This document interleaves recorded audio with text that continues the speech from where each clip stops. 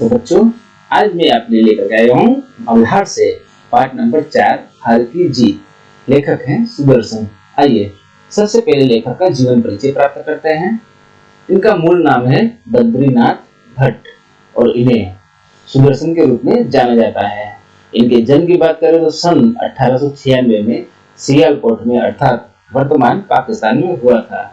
यह एक महान साहित्यकार, पटकथा लेखक एवं निर्देशक रह चुके हैं। हिंदी एवं उर्दू भाषा पर इनका प्रभुत्व रहा है।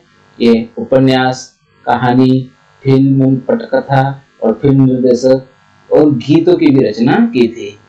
भगवंती ये इनका महान प्रसिद्ध उपन्यास है, जबकि बचपन की एक घटना, परिवर्तन, पत्थरों का सौदागर एवं अपनी कमाई इत्यादि इनकी कहानी संग्रह है।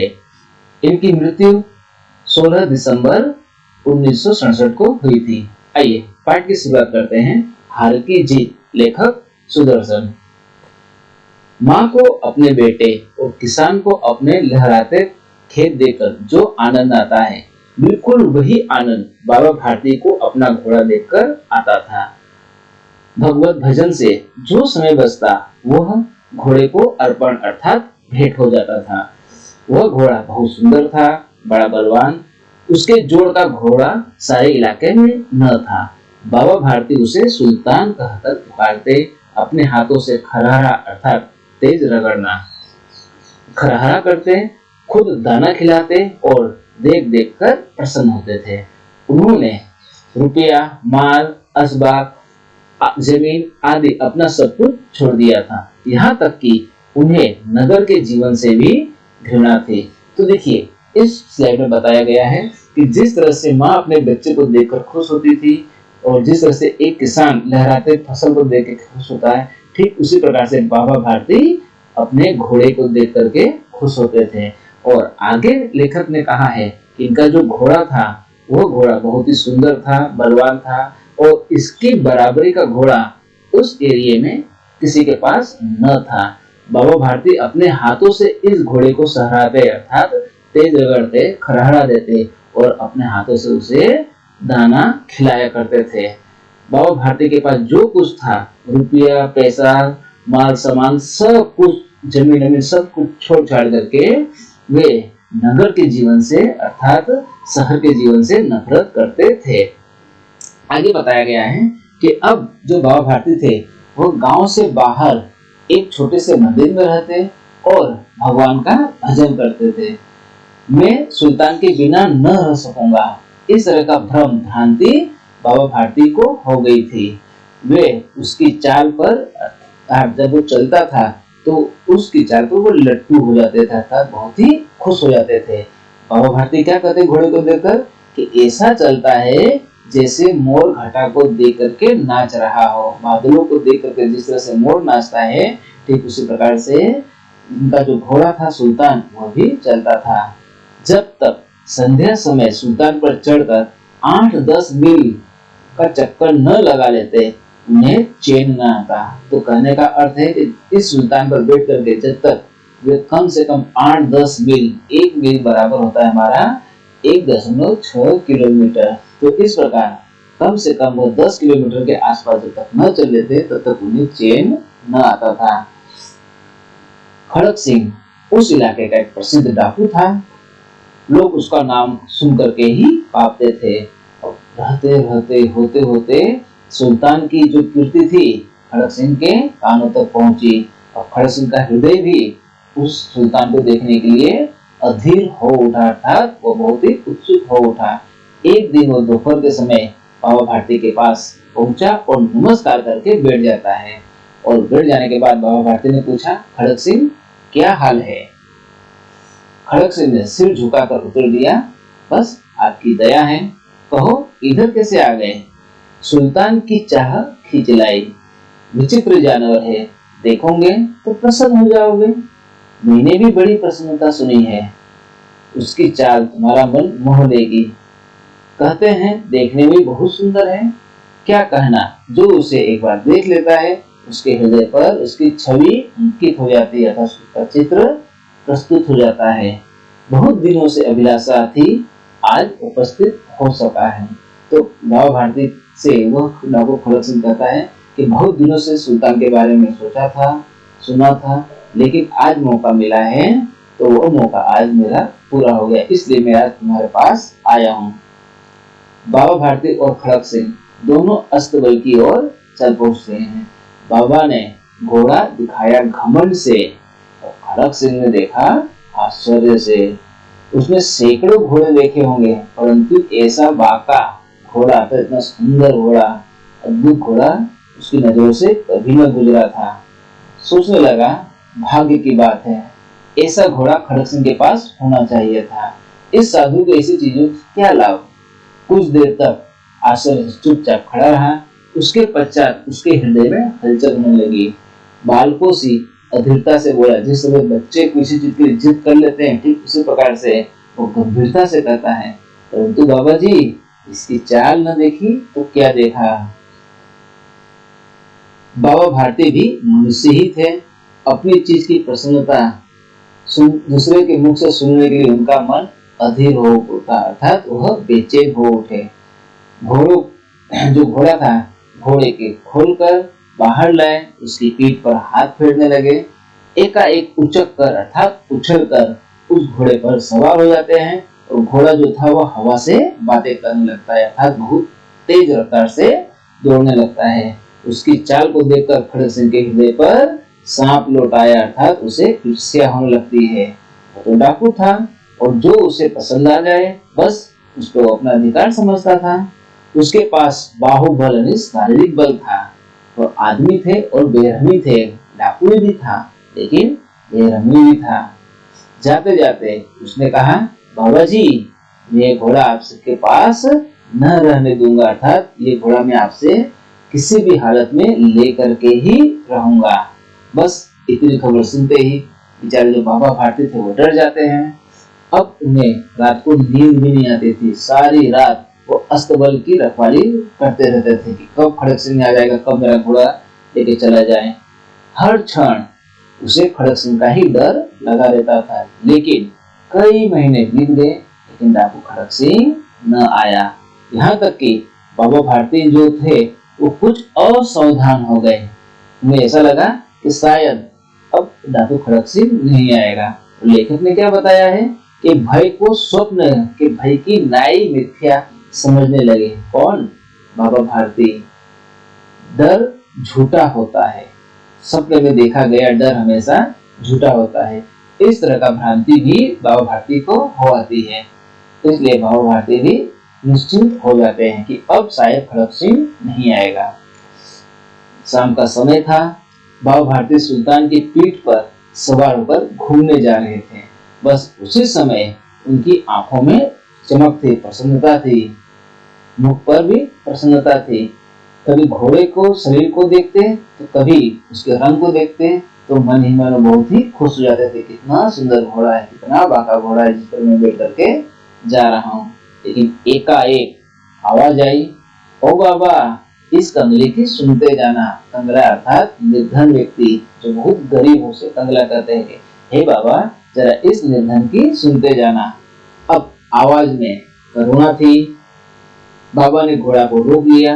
देखा कि एक अपाहिज पेड़ की छाया में पड़ा हुआ तड़प रहा था, आवाज कर रहा था, कराह रहा था।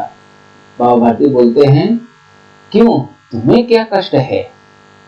अपाहिज ने हाथ जोड़कर कहा, बाबा, मैं दुखियारा हूँ, मुझ पर दया करो। रामा वाला यहाँ से कम 3 मील दूर है और मुझे वहां जाना है।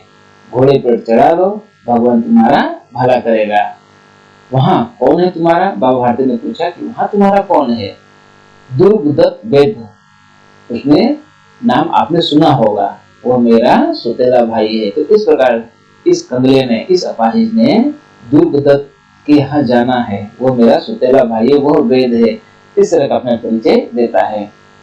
बाबा भारती ने घोड़े से उतरकर अपाहिज को घोड़े पर सवार किया, अर्थात खुद उतर करके वो उस अपाहिज को घोड़े पर बिठा लेते हैं और उसकी लगाम पकड़कर धीरे धीरे वे खुद चलने लगते हैं। लेकिन एकाएक में जोर का झटका लगता है। उनकी जो लगाम थी, घोड़े की लगाम, बाबा भारती के हाथ से छूट जाती है। वो आश्चर्य का ठिकाना न रहा।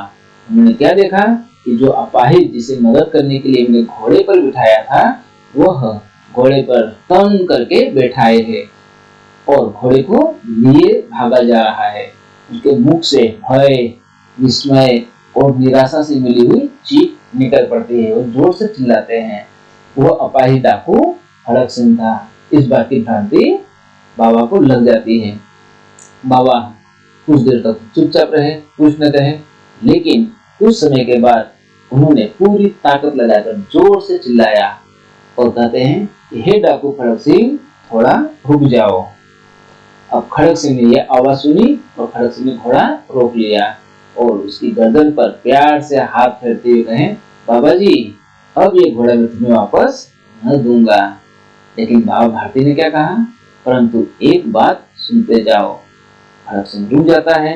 बाबा भारती ने उनके करीब जाकर उनकी आंखों में देखा। किस तरह से देखा कि जैसे बकरा कसाई की ओर देखता है और कहते हैं, ये घोड़ा तो अब तुम्हारा हो चुका, मैं तुमसे इसे वापस करने के लिए नहीं कहूंगा, लेकिन हाँ, एक बात मैं जरूर कहता हूँ, एक रिक्वेस्ट है, एक प्रार्थना है, इसे तुम मना मत करना, नहीं तो मेरा दिल टूट जाएगा। अब डाकू ने कहा, बाबा जी आज्ञा कीजिए, मैं आपका दास हूँ, लेकिन हाँ, ये घोड़ा मैं तुम्हें नहीं दूंगा। अब घोड़े का नाम मत लो, मैं तुम्हें इस विषय में कुछ न कहूंगा। मेरी प्रार्थना केवल इतनी है कि आज जो घटना घटित हुई है, इस घटना को तुम किसी से कहना मत। खड़क सिंह का मुंह आश्चर्य से खुल गया और उसे लगा था कि उसे घोड़े को लेकर यहाँ से भागना पड़ेगा, लेकिन बाबा भारती ने स्वयं उससे कहा कि इस घटना का उल्लेख तुम किसी से मत करना, घोड़े का नाम मत लेना। आखिरकार में ऐसा करने से क्या प्राप्त होगा? खड़क सिंह ने बहुत सोचा, बहुत समझा, लेकिन उसे कुछ समझ में न आया।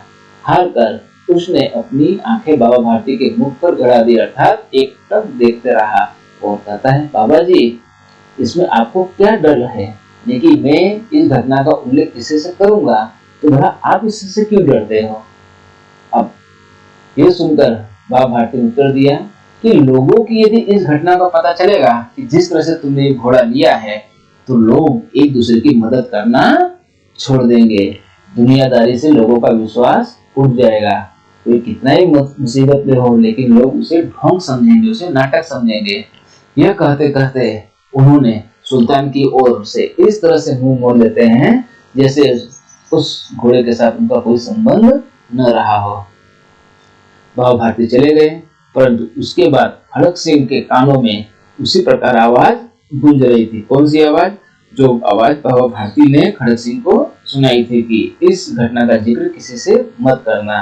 सोचता था कैसे ऊंचे विचार है, कैसा पवित्र भाव है। उन्हें इस घोड़े से प्रेम था। इसे देखकर वे फूल की नाई की तरह उनका चेहरा खिल जाया करता था।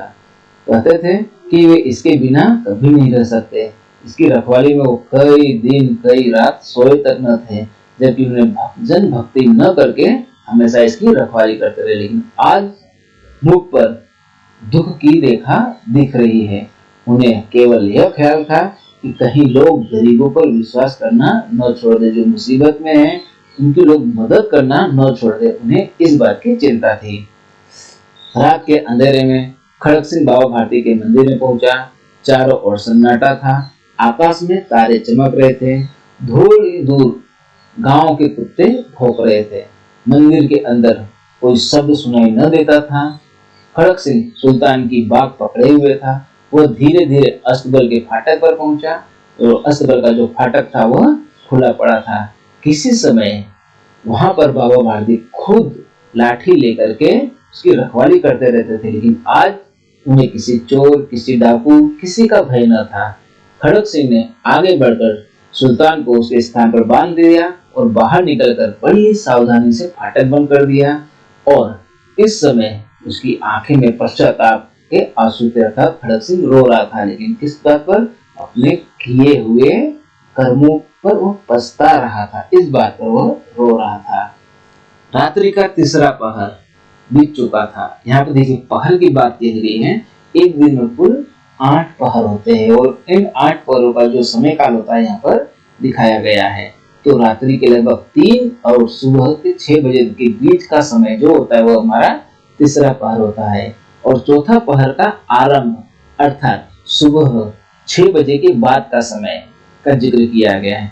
बाबा भारती ने अपनी कुटिया से बाहर निकलकर ठंडे पानी से स्नान किया, नहाया और उसके बाद जैसे कोई सपना चल रहा हो उनके पांव अस्तबल की ओर बढ़े।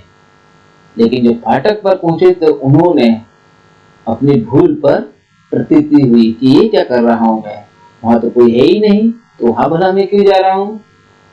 इस प्रकार से वो बहुत निराश हो जाते हैं और पांव को मन भर भारी बना लिया। वे वहीं रुक जाते हैं। घोड़े ने अपने स्वामी के पांव की जो आवाज थी, चांप थी, उसको पहचान ली और घोड़ा जोर से हिनहाने लगा था। अब बाबा भारती आश्चर्य और प्रसन्नता से दौड़ते हुए तो अंदर घुसे अर्थात अस्तबल में जाते हैं और अपने घोड़े को वहां पाकर बहुत खुश हो जाते हैं। घोड़े से गले लपेट करके वो इस प्रकार से रोने लगते हैं जैसे कोई पिता बहुत दिनों के बाद अपने बिछड़े हुए पुत्र से मिल रहा हो। बार बार उसकी पीठ पर हाथ फेरते, बार बार उसके मुख पर थपकियां देते और कहते अब कोई गरीबों की सहायता से मुंह न मोड़ेगा। थोड़ी देर के बाद जब वह अस्तबल से बाहर निकलते हैं तो बाबा भारती की आंखों में से आंसू बह रहे थे। ये आंसू उसी भूमि पर अथवा उसी जमीन पर ठीक उसी प्रकार गिर रहे थे जहां बाहर निकलने के बाद खड़क सिंह खड़ा होकर रोया था। और दोनों के आंसुओं का उस जमीन पर, उस भूमि की मिट्टी पर एक दूसरे से मेल हो रहा था, अर्थात